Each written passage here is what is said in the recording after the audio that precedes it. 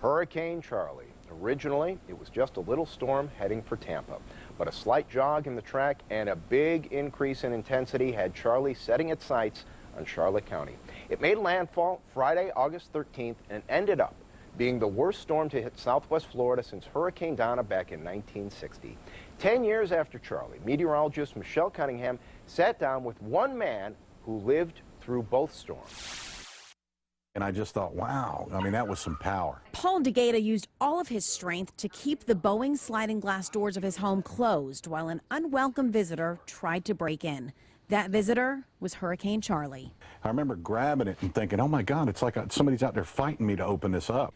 With his 3 sons, wife, and 2 dogs hiding in the closet, Paul rushed out when he heard what sounded like an explosion in his son's room. The window had been blown out. It just sounded like somebody threw a hand grenade in there.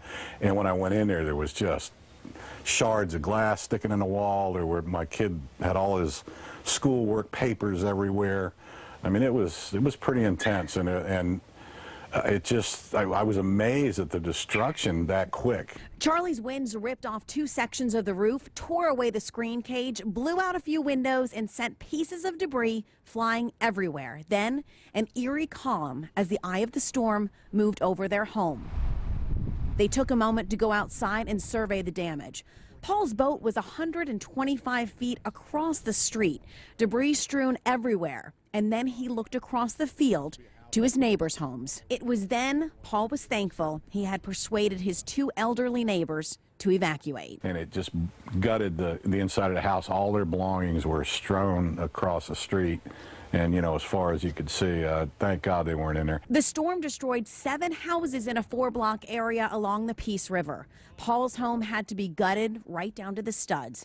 He credits his preparedness and family with being able to save their home. He credits Charlotte County emergency managers with saving lives that day. When I tell you to get out, get out.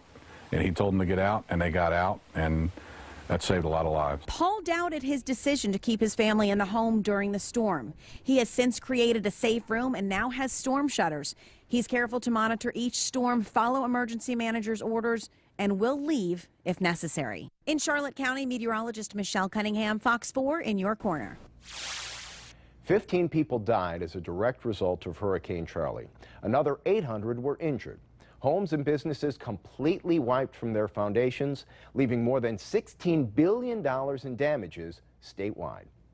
Because of its impact in the United States, the name Charlie was retired from the rotating lists of storm names and will never be used again. Fox 4 is your go-to source before, during, and after a storm. If your home is threatened and you're not near a TV, you can still get the latest information using your phone or tablet.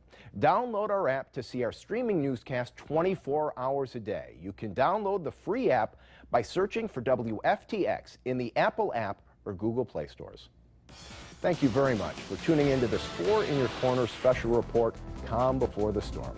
We hope after watching, you and your family are better prepared for this upcoming hurricane season.